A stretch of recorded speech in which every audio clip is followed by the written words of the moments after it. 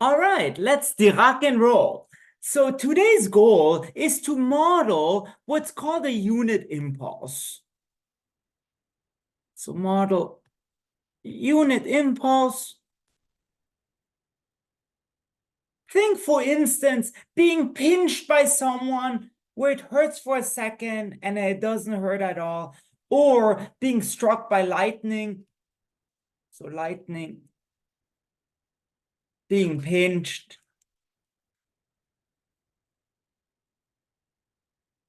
or also sort of a unit force or a unit voltage,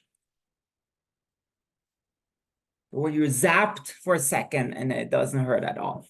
And you can do this by what's called the Dirac Delta function, which, let me draw it first and I will describe what it is. So it turns out there is a function called delta t, which just spikes up to infinity at 0, and which is 0 everywhere else. So so there is a function, I should say a function, sarcastically,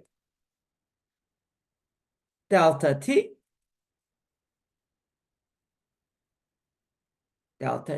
such that, again, the following things hold. So this function is 0 everywhere except at 0. So delta t equals 0 except at t equals 0. And we wonder, what is the value at 0? Well, it is infinity. And at the same time, the total mass under the Dirac delta is 1. So the integral from minus infinity to infinity of delta t dt is 1. And really think of it as an infinite spike at 0, like this.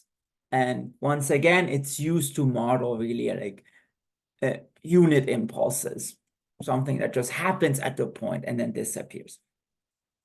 Now, you may wonder why the sarcasm, why a function? Because it's so important to understand that Dirac delta, strictly speaking, is not a function. Yeah? Because if a function is 0 almost everywhere, then the integral has to be 0. The area under it has to be 0. But here the area is 1. It's technically called what's a distribution, so not a function.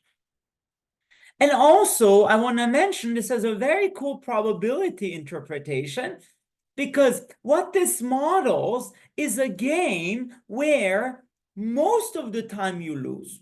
So most of the time you get $0, because it's 0 almost all the time. But there is one very small chance where you get infinity dollars. So most of the time you lose, but with probability 0, you get infinitely many dollars, and in such a way that the expected payout is 1. So the average payout is 1, and that's what that integral suggests. Would you play this game? Well, I'm personally very risk averse, so I wouldn't, but maybe you would. All right, in the next video, I'll actually construct the Dirac delta, and then we will see some cool applications of this to ODEs.